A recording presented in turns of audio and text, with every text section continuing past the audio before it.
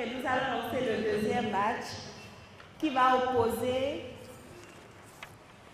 l'EPAC à Delhi. Les orateurs sont là. Ok. En attendant qu'ils s'installent, je vais très rapidement rappeler les règles du débat. Il s'agit de deux équipes, vous l'avez remarqué. Une équipe qui va représenter la proposition, donc cette équipe est pour la motion, et l'équipe adverse, l'opposition, qui est donc contre la motion. Et la motion pour ce deuxième débat, c'est cette assemblée pense que l'éthique, encore l'éthique et toujours l'éthique, encourage la dépravation en Afrique. C'est à croire que c'est la journée d'éthique aujourd'hui, mais nous voulons tout savoir à propos d'éthique. Donc je vais rapidement rappeler les règles du débat. Donc il s'agit de deux équipes, une équipe pour la proposition et la seconde équipe pour l'opposition. Et chaque orateur des équipes a droit à 5 minutes de prestation. La première minute est un temps protégé et de la deuxième minute jusqu'à la quatrième minute, c'est un temps au cours de laquelle l'équipe adverse peut demander des points d'information. Et l'orateur a droit de répondre à au moins un point d'information. Et l'orateur qui demande le point d'interrogation n'a pas plus de 15 secondes pour poser sa question, sans quoi son équipe est pénalisée. Donc, pour la permission des membres du jury et du public et du comité, je lance donc le deuxième match pour cette journée. Merci.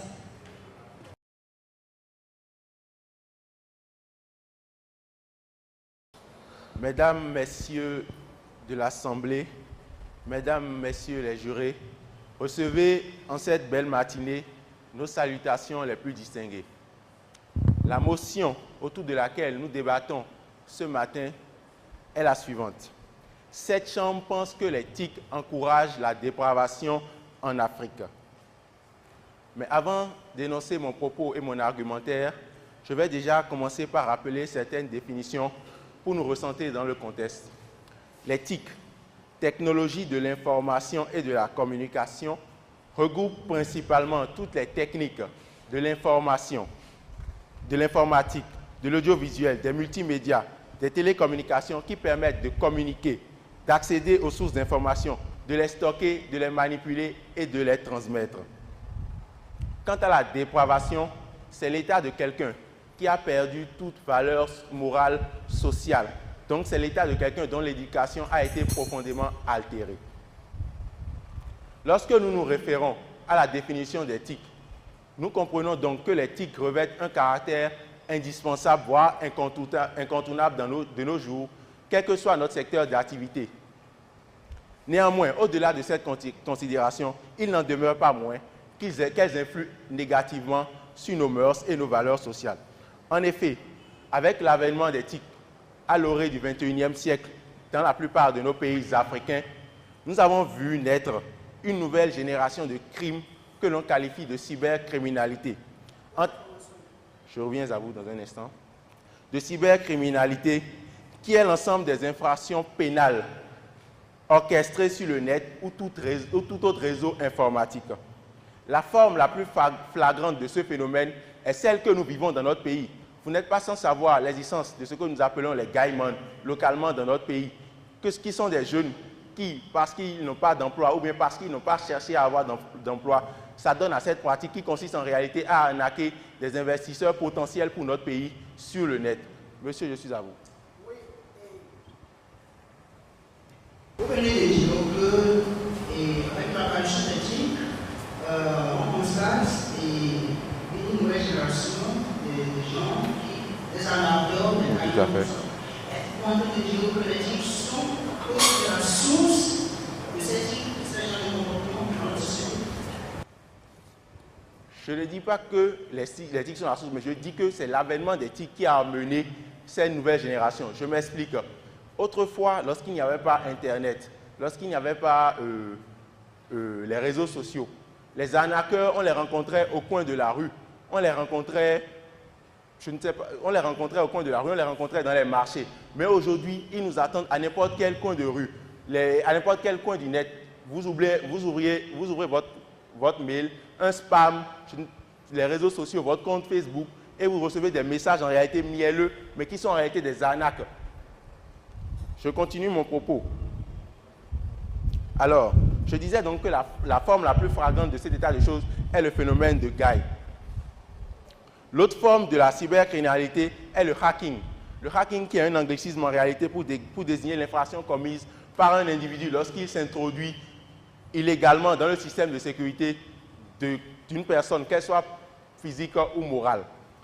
Alors, ce phénomène peut vous sembler lointain ou bien un phénomène qui se passe en réalité en Europe et loin de notre continent. Mais je vais vous donner une statistique alarmante qui prouve que c'est quelque chose qui se passe pas loin de nos frontières, juste à côté, avec notre géant voisin, le Nigeria. En effet, 7,5% de la population mondiale des cybercriminels se retrouve au Nigeria. Mes coéquipiers ici présents ne manqueront pas, au fil de leur intervention, de vous présenter notre position sur la question. Je suis sûr que vous l'aurez deviné, c'est bien que les TIC encouragent réellement la dépravation en Afrique.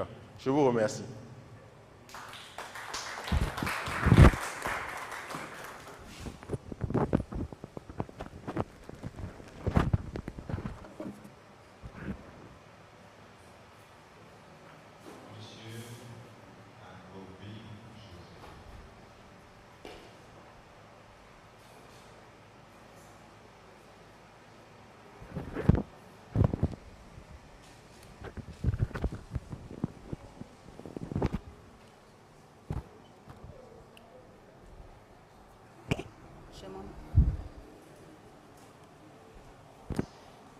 Bonjour, chers membres du jury.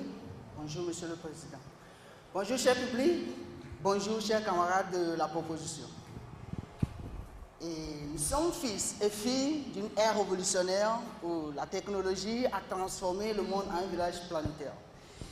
Et je félicite notre confrère de la proposition qui a défini bel et bien l'éthique. Alors, il a même appuyé les domaines d'application du TIC. C'est bien.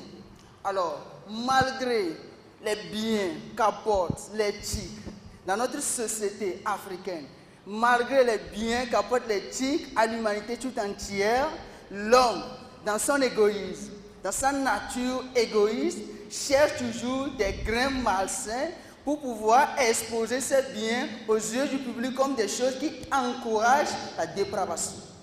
Permettez-moi un peu de vous décortiquer le mot dépravation. Alors, le mot dépravation vient du mot latin dépravé. Et dé qui veut dire bas et pravis qui veut dire perverse. Ainsi, nous pouvons prendre le mot dépravation comme un mot qui met en déroute la morale, la moralité de l'humanité. C'est un mot synonyme de l'avilissement, de la corruption, du débauche, et pour ne citer que cela. Alors, nos confrères membres de la proposition veulent nous faire croire que les téléphones que nous avons dans nos poches, les ordinateurs que nous utilisons et les connexions Internet que nous faisons tous les jours sont source de la débauche, de la corruption, de l'avilissement dans notre société africaine. J'en reviens, monsieur.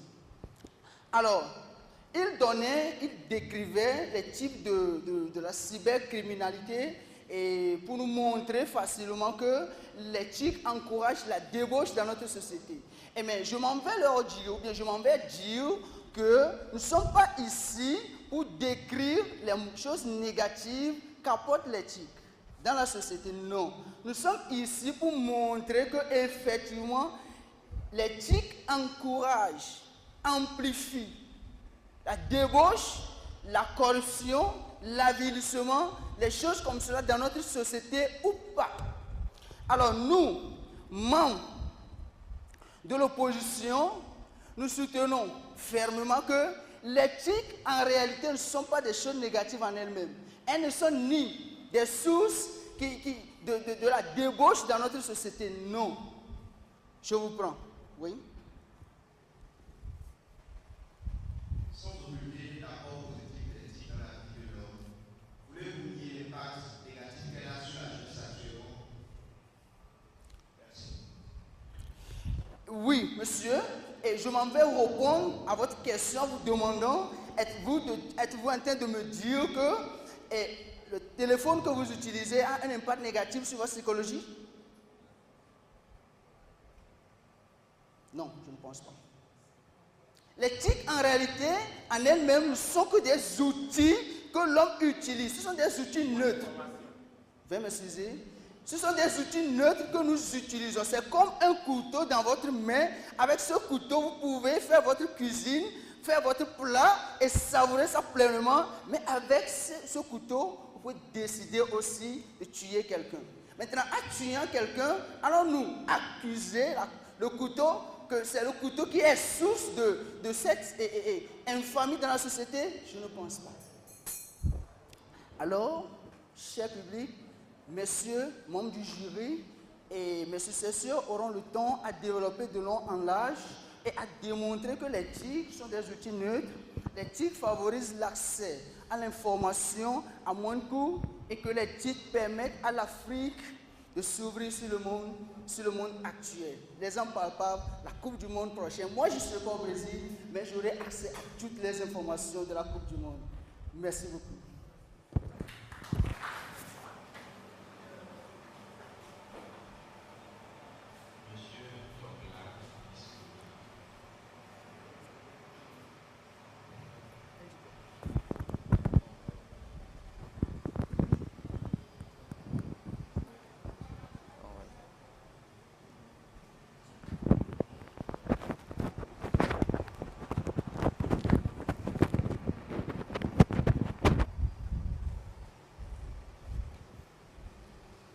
Merci beaucoup, monsieur et madame du jury. Je viens de recevoir un coup de massue sur ma tête. Dis donc, vous savez tous autant qu'aucun acte humain n'est à risque zéro. Et que mon prédécesseur de l'opposition dise que les TIC n'ont aucun impact négatif, je trouve que c'est malvenu. Mon Afrique, africain. Où que nous soyons, nous entendons parler à longueur de journée d'éthique comme étant de promesses de bonheur. Et tous en parlent avec une telle passion, une telle conviction, qu'on imagine mal qu'un jour, ces innovations puissent produire un effet contraire. Nous n'allons pas mêler ici nos voix, tenez-vous tranquille, à celle de ceux qui clament que les TIC n'ont aucun impact sur les mœurs africaines. C'est pourquoi notre position est celle de la Chambre qui pense que les TIC encouragent la dépravation en Afrique. C'est un risque à prendre. Nous l'acceptons et nous espérons que nos voix seront touchées. Chef public, l'éthique influence, je vous prends dans un instant s'il vous plaît, l'éthique influence-t-elle pas sur l'éducation en Afrique? Mais bien sûr que oui. Conséquence d'une régression dans l'éducation et du niveau intellectuel sur nos frères et sœurs.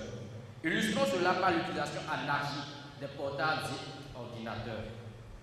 Les masses médias aujourd'hui que nous voyons n'encouragent-elles pas ce que nous voyons chez nos sœurs, les phénomènes de la pédophilie, de l'homosexualité aujourd'hui? Est-ce un avantage cela pour notre Afrique, la belle Afrique? Oui, je vous prends, monsieur. Vous êtes en train de nous montrer en tout détail que les TIC encouragent la dépravation en Afrique. Et nous le connaissons pourquoi que, comparé, notre état actuel, à 15 ans et auparavant, les TIC encouragent plutôt la connaissance. Vous parlez de connaissance. Heureusement, vous avez dit que les TIC encouragent la dépravation. Je suis déjà heureux. Cher ami, la connaissance, il y a plusieurs manières d'aller à la recherche de la connaissance. Nous pouvons aussi utiliser d'autres outils pour aller à la connaissance. Je continue dans mon argumentaire en disant que le TIC encourage bien évidemment la dépravation en Afrique. Jetons un coup d'œil. Dans nos bases et coutumes en Afrique, le port vestimentaire, le langage que les gens adoptent aujourd'hui, tout cela est en voie de disparition et cela laisse place à la culture extérieure. Tout comme si la voie du salut pour l'Afrique passe par l'occidentalisation et l'européanisation. C'est dommage. C'est vraiment dommage. Je viens à vous dans un instant. Nous devons être fiers de notre culture et l'idéal pour nous serait donc de la bande et non de végéter dans un conformisme sans précédent. Je vous écoute, messieurs. Pensez-vous que faire place au TIC, c'est faire place à l'occidentalisation? Est-ce bien ce que vous entendez dire? Je n'ai pas bien entendu. Est-ce bien ce que vous entendez dire maintenant, que laisser place au TIC, c'est laisser place à l'occidentalisation de l'Afrique? Apparemment, j'ai l'impression que vous ne comprenez pas ce que je veux véhiculer dans le message. Et pour vous répondre, je dirais tout simplement que ne nions pas les avantages du TIC, mais plutôt l'occidentalisation dont nous parlons, c'est par rapport à la dégradation de l'œuvre. Nous ne devons pas éculer, prendre les aptitudes de l'Occident, c'est tout ce que nous sommes en train de monter par là. Chers membres du jury, je vous remercie, je remercie également le public pour l'écoute. Merci.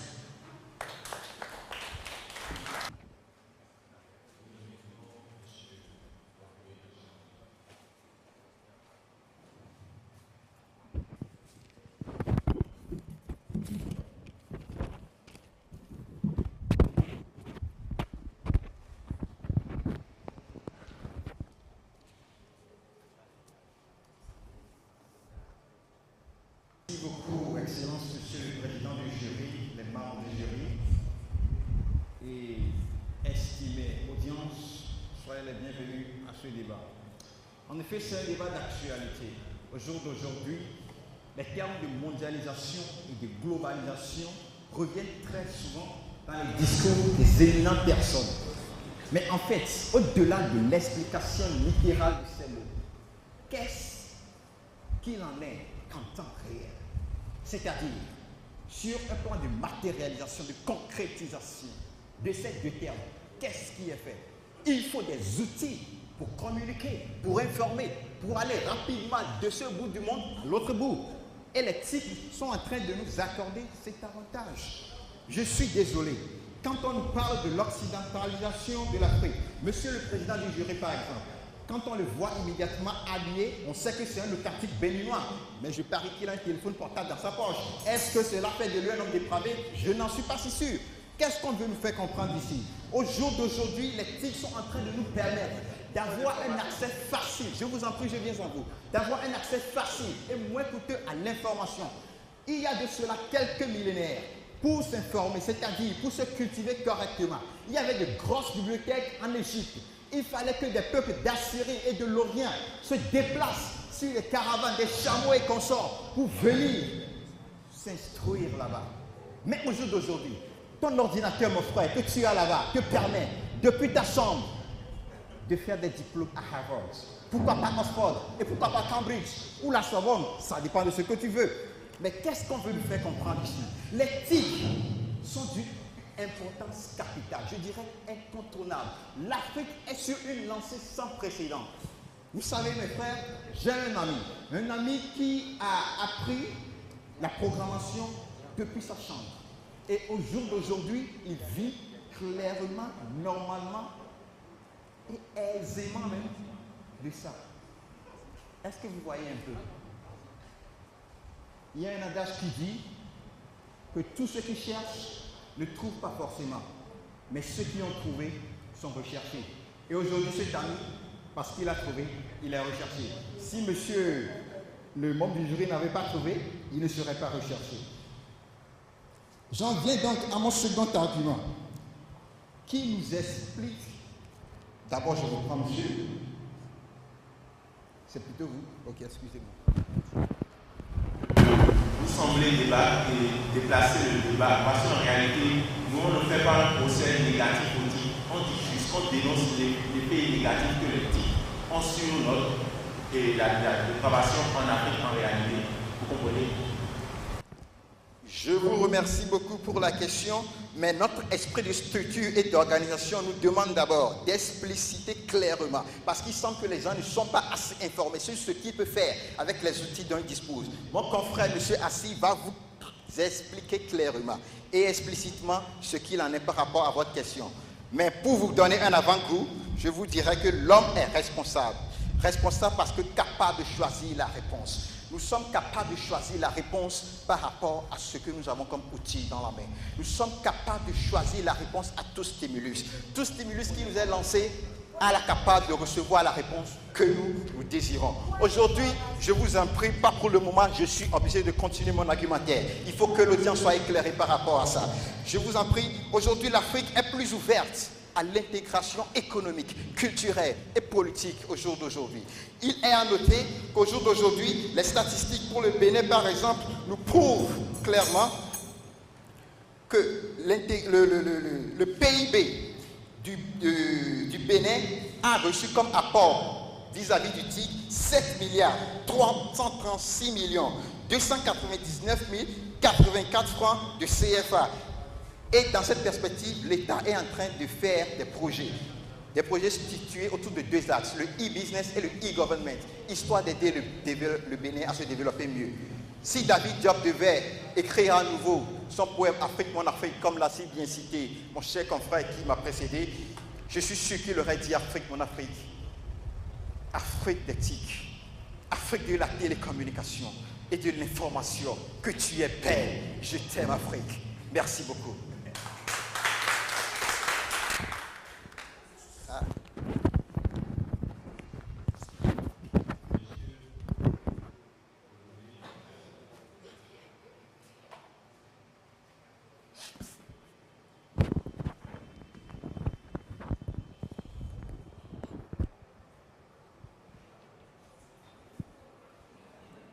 Bonjour. Bonjour, chers membres du jury. Bonjour, l'assistance ici présente. Mon argumentaire sera axé sur le Deep Web. Mais avant d'y aller, j'aimerais ratifier de ma parole mes confrères ici présents, notamment mon prédécesseur, en lui disant que le débat ne concerne pas au fait l'aspect économique ou les avantages d'éthique en Afrique. C'est concernant l'influence négative qu'ont les TIC en Afrique, notamment la dépravation. Je commence mon inventaire en disant que le Deep Web, c'est-à-dire le web profond, regroupe la totalité des sites non indexés par les moteurs de recherche classiques, notamment Google et Bing. Il possède, imaginez-vous, 500 fois plus de ressources que le web en lui-même. 500 fois plus de ressources. Cette information nous a été donnée par une étude effectuée par l'entreprise Planet en juillet 2001. Aussi, d'après une investigation menée par l'éminent chercheur Marcus Zillman, on note que le Deep Web contient plusieurs millions de pages sous format sécurisé. Ce qui nous en dit long sur le mystère qui entoure cette partie du web. En effet, il s'agit d'une plateforme de commerce, d'échange, sous anonymat, d'où l'inaccessibilité des tests et réglementations dans ce marché virtuel.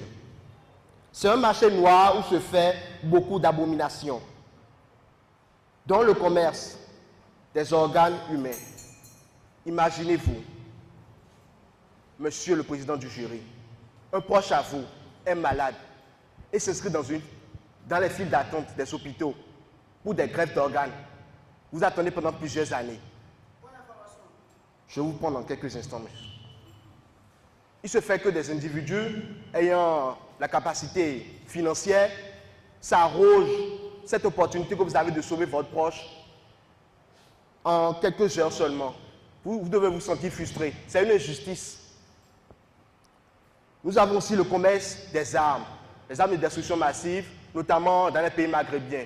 Quand nous prenons des pays comme la Libye, l'Égypte, le Maroc, ces armes ont servi pour le printemps arabe. Monsieur, je vous écoute. Vous venez de donner des statistiques montrant ce que vous développez, en appuyant ce que vous développez. J'aimerais juste savoir n'est-ce pas, l'éthique, nous avons réalisé d'obtenir ces statistiques. Et ces statistiques, une fois recherchées au travers l'éthique, nous fait de nous et encourage votre niveau de dévaluation.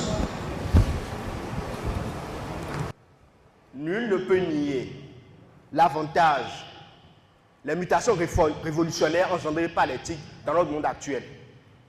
Nul ne peut nier l'usage que l'on fait du téléphone qui est devenu une nécessité, mais qui était un luxe autrefois. Je ne rejette pas l'aspect positif et plus qu'imminent d'éthique dans notre vie, monsieur. Mais je suis là pour dénoncer son influence négative en Afrique sur la jeunesse. Je reviens à mon débat en parlant du commerce du sexe. Imaginez-vous un instant, tous autant que vous êtes, que votre fille soit un esclave sexuel sous l'influence de Goujard.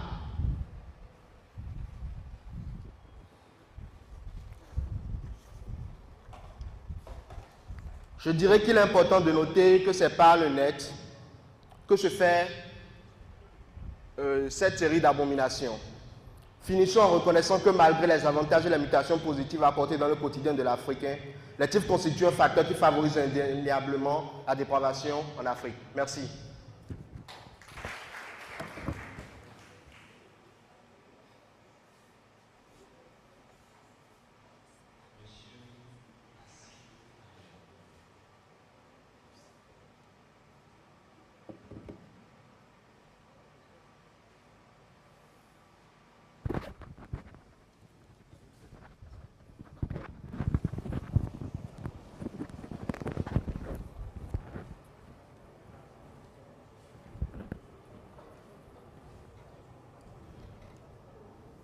Honorable membre du jury et très cher public, je voudrais vous saluer et remercier mon prédécesseur.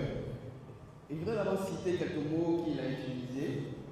J'entends commerce des organes, commerce d'armes, esclaves sexuels. C'est des choses qui sont aussi vieilles que le monde. Tout le monde est d'accord avec moi. Internet, la télévision, la radio n'ont jamais créé ces choses. Tout le monde est d'accord avec moi.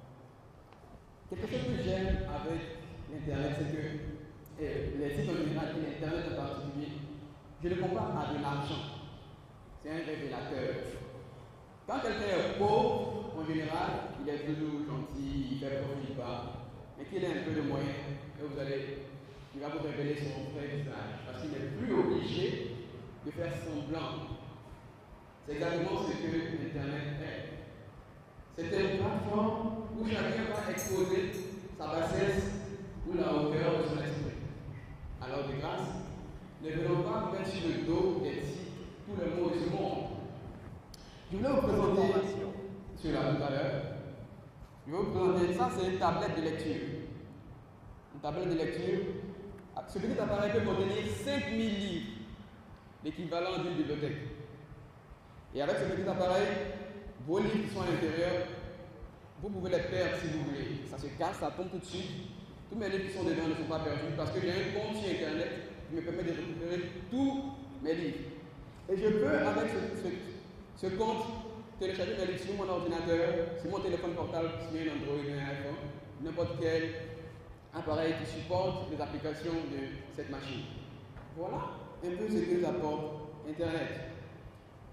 Robert Kiyosaki, homme d'affaires, investisseur et auteur, tout à l'heure, d'un succès américain, a dit quelque chose.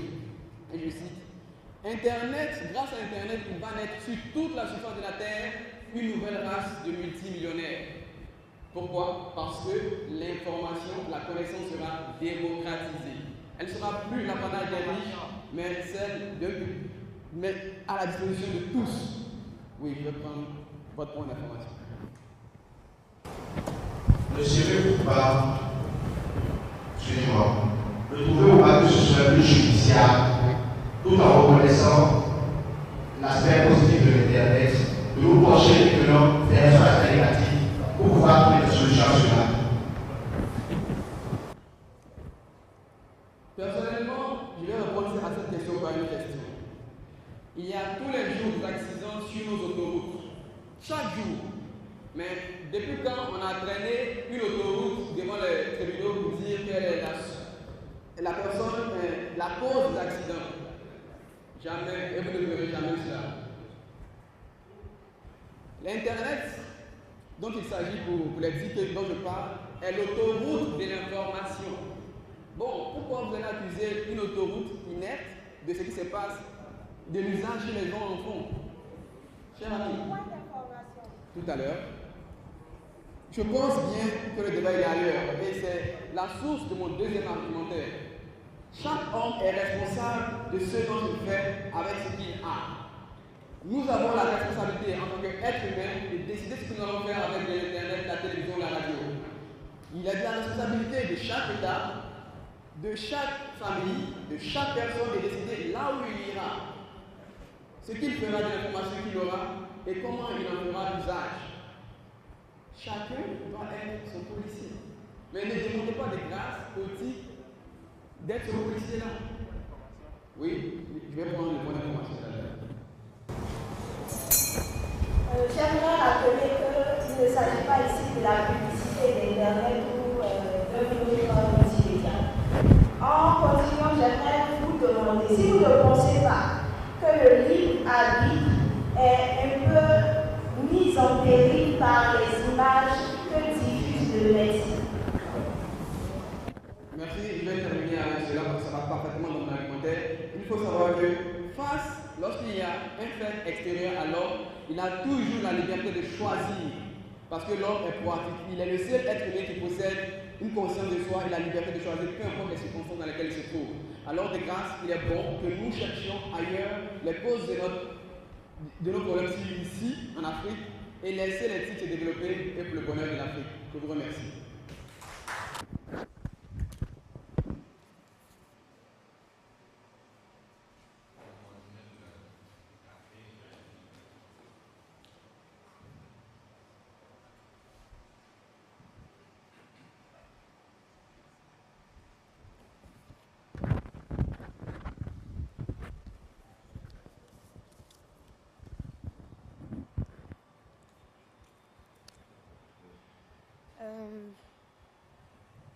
Bonjour, honorables membres du jury et tous nos hommages à l'assistance ici présent.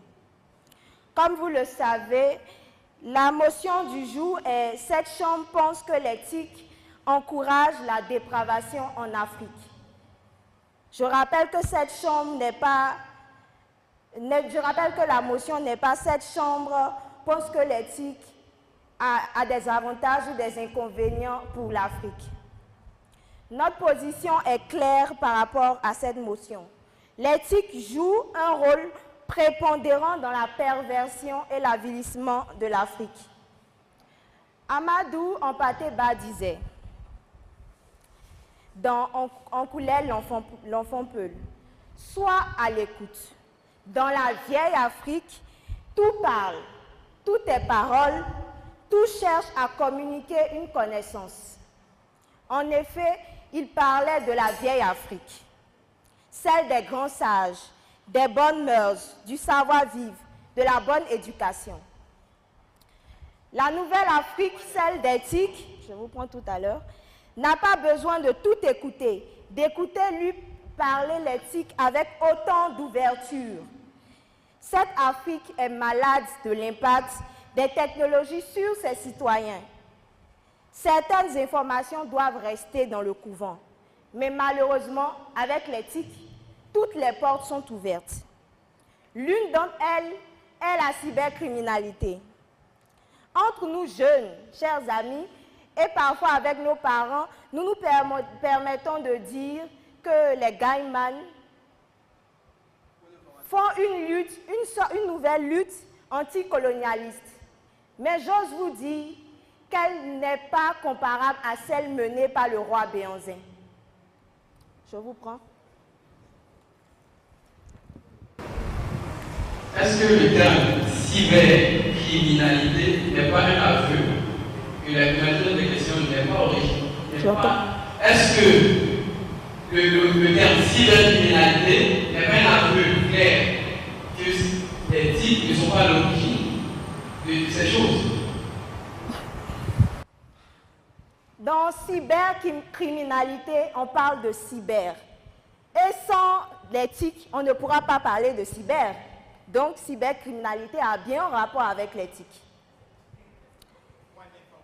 Je continue, je vous prends tout à l'heure. Nous pouvons ajouter que notre patrimoine culturel est mis en péril par l'éthique et ses déviances. Si nous parlons de l'éducation en général, nos jeunes aujourd'hui refusent de se faire éduquer. Quand comprendrions-nous un texte de Shakespeare si nous n'arrêtons pas de dire « t'as d'où le taf que je t'ai bringue ?» Et nos jeunes filles, si attachées à la mode, comment nos mères pourront-elles continuer à enseigner à ces jeunes filles le respect de leur corps?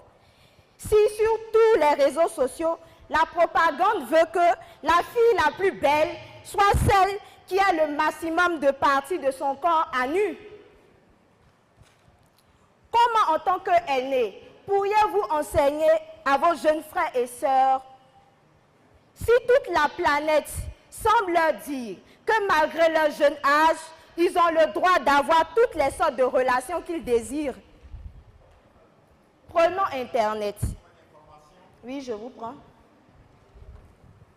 Jusque-là, je comprends. Mais mon problème, c'est où est-ce qu'on laisse la responsabilité humaine dans tout ce débat? Où est-ce qu'on laisse l'activité, c'est-à-dire la liberté de choisir, de conscience, la prédominance de l'espèce humaine? Mais quand même, l'égo humain, je vous en prie. D'accord. Merci. Nous avons tous fait la philosophie. Et nous avons entendu parler du conscient, de l'inconscient et de tout ça. C'est même très bien. J'ose vous rappeler que le libre arbitre, comme dont vous parlez, est beaucoup influencé par ce que nous voyons et par ce que nous entendons. L'éthique existe au Bénin depuis 14 ans. 14 ans, c'est suffisant pour qu'un enfant qui est attaché au TIC ait déjà gardé en tête tous les sites pornographiques et toutes les images obscènes qu'il voit et veulent bien les reproduire. Je vous remercie. Nous acceptons l'éthique en Afrique, mais jamais, oui jamais au détriment de notre identité culturelle. Car notre identité culturelle est celle qui fait que notre Afrique est si aimée de l'extérieur. C'est celle qui valorise nos mœurs et le respect de la société. Je vous remercie.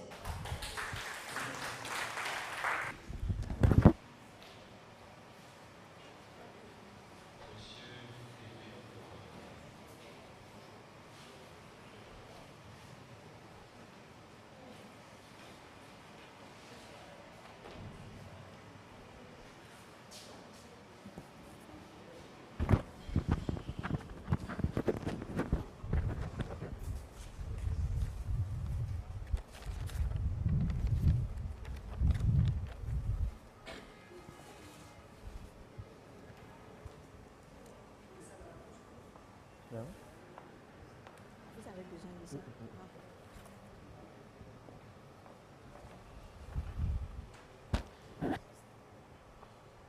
Monsieur le Président de la Jurée,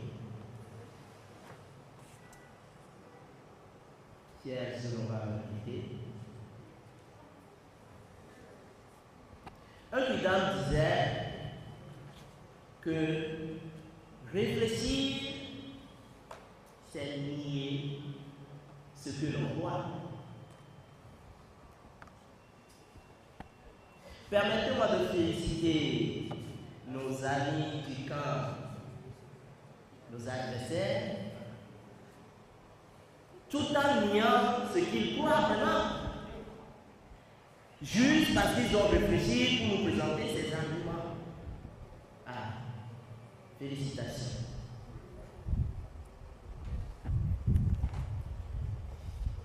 Si nous considérons la conclusion de nos adversaires,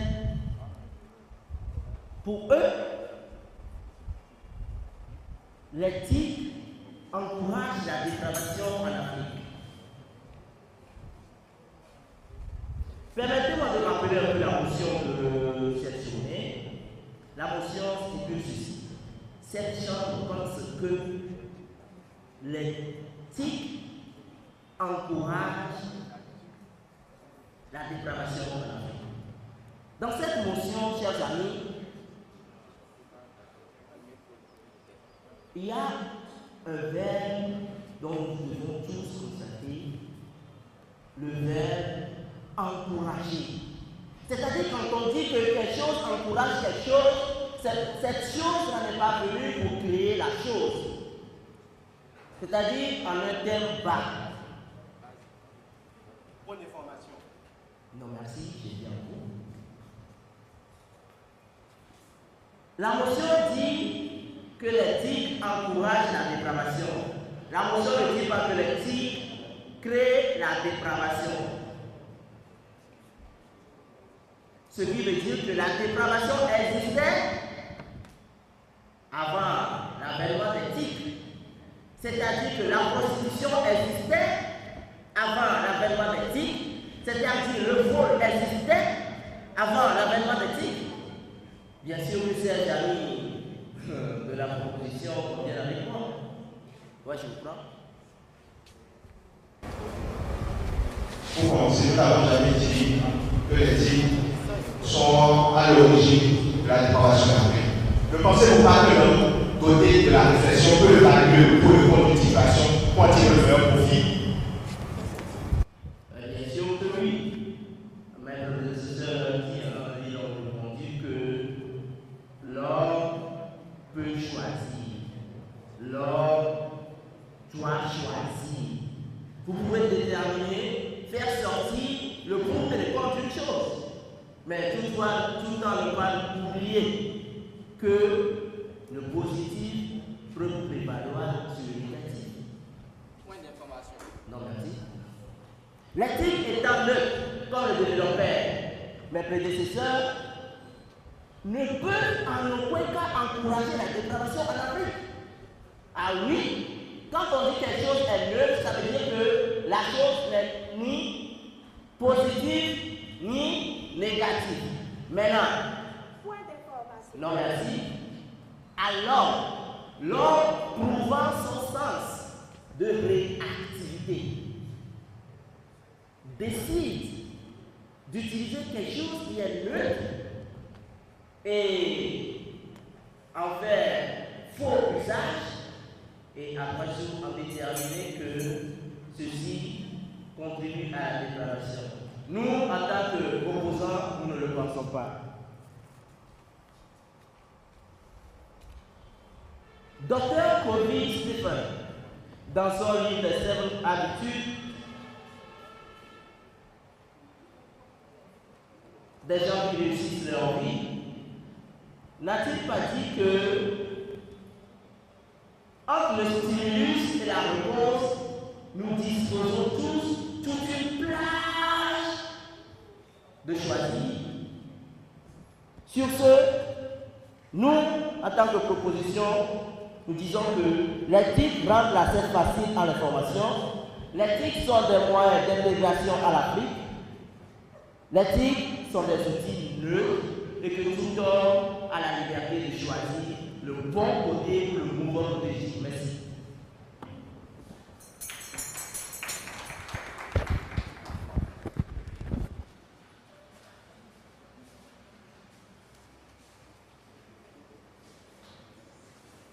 Donc voilà nos appréciations particulières.